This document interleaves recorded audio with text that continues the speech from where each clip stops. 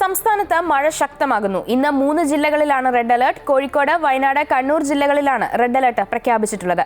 വരും ദിവസങ്ങളിലും അതിശക്തമായ മഴയ്ക്ക് സാധ്യത പ്രവചിച്ചിട്ടുണ്ട്. വിവരങ്ങളുമായി ആതിര രാധാകൃഷ്ണൻ ചേരുന്നു. ആതിര, സംസ്ഥാനത്തെങ്ങും അതിശക്തമായ മഴയാണ് പെയ്യുന്നത്. 3 ജില്ലകളിൽ റെഡ് അലർട്ടുമുണ്ട്. എന്തൊക്കെയാണ് വിവരങ്ങൾ?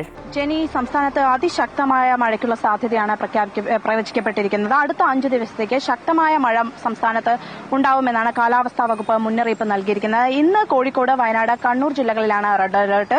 വരും ദിവസങ്ങളിൽ കൂടുതൽ ജില്ലകളിൽ റെഡ് അലർട്ട് പ്രഖ്യാപിച്ചിട്ടുണ്ട്. നാളെ കോഴിക്കോട്, വയനാട് ജില്ലയിലും മറ്റന്നാൾ പത്തനംതിട്ട, ഇടുക്കി, കണ്ണൂർ, കാസർഗോഡ് ജില്ലകളിലുമാണ് റെഡ് അലർട്ട് ഉള്ളത്. അതേസമയം ഇന്ന് 7 ജില്ലകളിലാണ് ഓറഞ്ച് അലർട്ട് പ്രഖ്യാപിച്ചിട്ടുള്ളത്. പത്തനംതിട്ട, കോട്ടയം, എറണാകുളം, ഇടുക്കി, തൃശൂർ, പാലക്കാട്, മലപ്പുറം, കാസർഗോഡ് ജില്ലകളിലാണ് ഇന്ന് ഓറഞ്ച് അലർട്ട് പ്രഖ്യാപിച്ചിട്ടുള്ളത്. വരും ദിവസങ്ങളിലും സംസ്ഥാനത്ത് വിവിധ ജില്ലകളിൽ വിവിധ അലർട്ടുകൾ പ്രഖ്യാപിച്ചിട്ടുണ്ട്. ജനങ്ങൾ ജാഗ്രതയോടുകൂടി ഇരിക്കണമെന്നാണ് കാലാവസ്ഥാ വകുപ്പ് നൽകുന്ന മുന്നറിയിപ്പ്.